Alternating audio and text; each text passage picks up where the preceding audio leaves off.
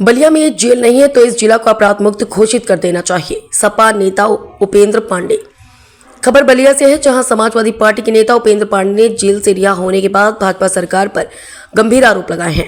उनका कहना है कि बलिया में जेल नहीं है, इसलिए इसे अपराध मुक्त घोषित कर देना चाहिए।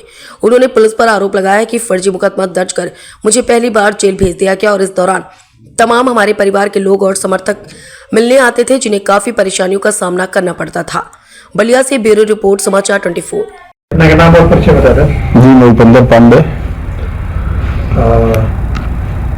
आपके ऊपर किस तरह से देखा गया कि कुछ दिन पहले कार्रवाई हुई थी और आप जेल भी गए थे और आप बाहर आए हैं, क्या क्या समस्या आपके सामने आई और क्या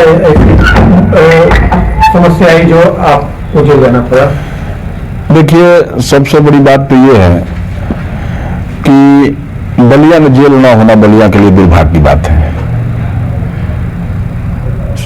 ये जो मामले के बारे में आप हमसे पूछना चाहते हैं, ये आप लोगों को जानकारी भी होगी कि पिछले 23 अगस्त को ये बिजली विभाग के सुपरिटेंडिंग इंजीनियर श्रीलाल सिंह के ऑफिस में जो घटना घटी थी, उसकी मैं घोर निंदा करता हूं।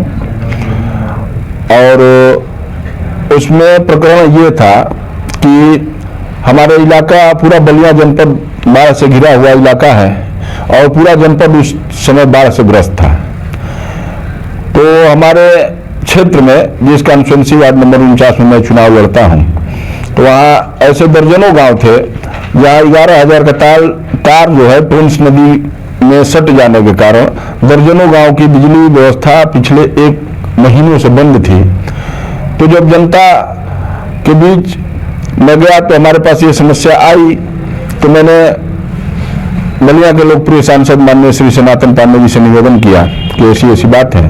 माननीय सनातन पांडे जी ने जनता के बीच में जाने का काम किया और उन्होंने पूरे पब्लिक में, वहाँ हजारों की संख्या में भीड़ थी, उन्होंने आश्वासन देने का काम किया कि 1 हफ्ते के अंदर मैं अपने सांसद विकास निधि योजना से धन जितना भी लगेगा देके और इस समस्या से इस लोगों को निजात दिलवाने का काम करूंगा। उसी पर्पज से एस्टीमेट वगैरह विभाग ने बना के दिया। उसी संबंध में हम पहले से बैठे थे वहाँ अधीक्षण अभियंता के ऑफिस में। उसके बाद वो जो भी घटना हुई वो अशोभनीय घटना थी, उसकी मैं पहले भी निंदा करता था, अभी भी निंदा करता हूँ। लेकिन उस घटना में हमको फर्जी 3 महीने जेल काटना पड़ा भारतीय जनता पार्टी के लोगों के इशारे पे। क्या समस्या है ये? आप जेल में जाने के बाद आपके साथ किस तरह की समस्याएं आपने देखा, जेल की स्थिति क्या? देखिए, जेल में जाने के बाद तो सबसे बड़ी समस्या ये है कि बलिया में जेल का न होना है। अगर बलिया में जेल नहीं रखना है तो बलिया को अपराध मुक्त जनपद घोषित कर देना चाहिए ना। आप गूगल से सर्च कर लीजिए, आप लोग, हम लोग से भी अनुभवी लोग हैं। देश में मैं प्रदेश की बात नहीं करता हूं, मैं पूरे देश में कोई ऐसा जनपद होगा जहां जेल नहीं है? इकलौता जिला मात्र आजादी को देश में सबसे पहले आजाद होने वाला जनपद बलिया है, जो स्वतंत्रता की आजादी में सबसे पहले आजाद हुआ, और आज बलिया में जेल नहीं है। ये बलिया के लिए बहुत बड़ा दुर्भाग्य का विषय है। इससे परिजनों को किस तरह की दिक्कत है? देखिए, परिजनों की तो सबसे बड़ी, तो परिजनों को ही दिक्कत आनी है। जो भी शुभचिंतक परिवार के लोग, हित नात रिश्तेदार जो भी अपने लोगों से जेल में मिलने जाते हैं, उनको सुबह 6 बजे जाना पड़ता है और रात को शाम को 6 बजे 7 बजे जेल से मिल के वापस आते हैं। और सबसे बड़ी बात यह है कि यहाँ से 100 किलोमीटर 90 किलोमीटर दूर जेल है, जिसकी आर्थिक स्थिति कमजोर होगी तो वो अपने कैदियों से या परिवार के लोगों से मिलने के लिए फल फ्रूट क्या ले जाएगा? उसको तो किराया भाड़ा ही जुटाना मुश्किल हो जाएगा। कितने लोग जेल में मिलने जाते समय अपने परिजनों से एक्सीडेंट में घायल हो गए, कितने लोगों की मौत हो गई। इसका सारा जिम्मेदार कौन है? सारा जिम्मेदार इसकी सरकार है। और क्या आपने जेल में रह करके आपने क्या देखा, क्या महसूस किया जेल की स्थिति? देखिए, जेल होता है। खाने अब ऐसा तो है नहीं कि मैं पेशेवर कोई अपराधी हूं कि इसके पहले भी मैं जेल गया हूं तो पहले के अपेक्षा अब कुछ चेंज आया हो और अब की अपेक्षा आगे कुछ और चेंज आएगा। मैं पहली बार जेल गया था और वो भी फर्जी मुकदमे में गया था। अगर जो इंसान कुछ करके जाता है तो उसको समझ में आता है कि हाँ भाई, अब तो हम तो इसी से परेशान थे कि भाई जब हमारे जैसे जनहित में काम करने वाले लोगों को ऊपर इस तरह की फर्जी मुकदमाएं लगाकर और फर्जी तरीके से जेल में बंद कर दिया जाएगा तो आम नौजवानों के साथ क्या होगा। खाने पीने की कैसी हुई जेल में?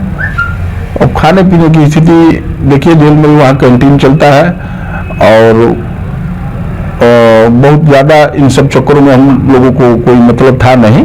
अपना समय से खाने पीने का इंतजाम जो भी था अपना हम लोग अपना रहते थे, खाते थे, पीते थे, कोई दिक्कत परेशानी नहीं थी। परिवार के लोग, मुलाकात का ही इतना दौड़ था क्योंकि सामाजिक कार्य के लिए हम लोग गए थे तो हम 87 दिन जेल में रहे। 87 दिन में हमें लग रहा है कि 50-60 दिन हमसे मिलने वाले लोग वहाँ पहुँचते ही होंगे।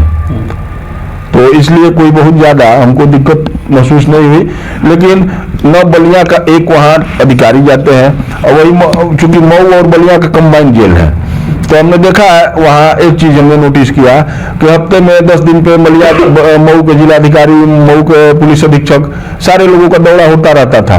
लेकिन बलिया का न जिलाधिकारी कभी गए न कभी पुलिस अधीक्षक गए। मैंने बलिया के लोगों को लवारिस स्थिति में मऊ ट्रांसफर कर दिया जाता है। क्या जेल में भी बलिया और मऊ को लेकर कोई चीज का कोई भेदभाव? ऐसा कुछ नहीं है, ऐसा कुछ नहीं है। क्या मांग करना चाहेंगे सर? मैं सरकार से सबसे पहला मांग ये करना चाहता हूं और अपने नहीं पूरे जनपद के लोगों की तरफ से मांग करना चाहता हूं कि या तो बलिया में अविलंब जेल का निर्माण कराया जाए और नहीं तो बलिया को अपराध मुक्त घोषित कर दिया जाए।